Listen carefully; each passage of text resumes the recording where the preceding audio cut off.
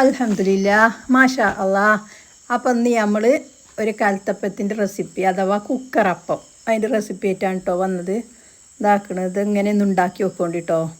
ഞാൻ ടേസ്റ്റ് ഉണ്ടെന്ന് പറയണില്ല, ഞാൻ പറഞ്ഞാൽ എല്ലാത്തിലും ടേസ്റ്റ് ഉണ്ട് പറഞ്ഞുകൊണ്ട് ഞാൻ തന്നെ പറഞ്ഞ് പൊക്കണില്ല. നിങ്ങളൊന്ന് ചെയ്ത് വെക്കോണ്ടി, എന്നിട്ട് കമൻറ്റ് ഇടോണ്ടി കേട്ടോ ഇൻഷാ അല്ലാ.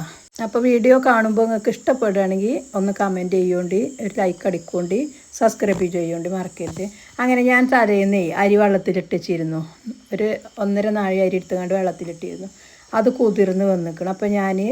അപ്പോൾ രാവിലെ പൊറാട്ട കൊടുന്നിരുന്നു. അപ്പോൾ ഞാൻ കടി ഉണ്ടാക്കിയിട്ടില്ലേനി. അപ്പോൾ ഞാനൊരു 8 മണിയൊക്കെ ആകുമ്പോൾ പിന്നെ ഇത് അരച്ചെക്കണം. അരിയും അതിക്ക് ലേശം തേങ്ങയും പിന്നെ ഒരു 2 ഏലക്ക, ഒരു ചെറിയ പട്ട കഷ്ണം, ഒരു 3-4 സ്പൂൺ ചോറ് അതും കൂടി ഇട്ടുകൊണ്ട് നല്ലോണം അരച്ചെടുക്കണം കേട്ടോ. അപ്പോൾ ഇതിന് ശർക്കര ഉരുകാൻ വെച്ചിരുന്നു. ഞാൻ ചോറിന് അരി ഇട്ടിരുന്നു. അതിൻ്റെ മുകളിൽ ഒരു പാത്രത്തിൽ ശർക്കര അവിടെ വെച്ചിരുന്നു. അത് ഉരുകാൻ വേണ്ടി കണ്ട് വെച്ചതായിരുന്നു. അപ്പോൾ അത് ഉരുകി വന്നിക്കണ്.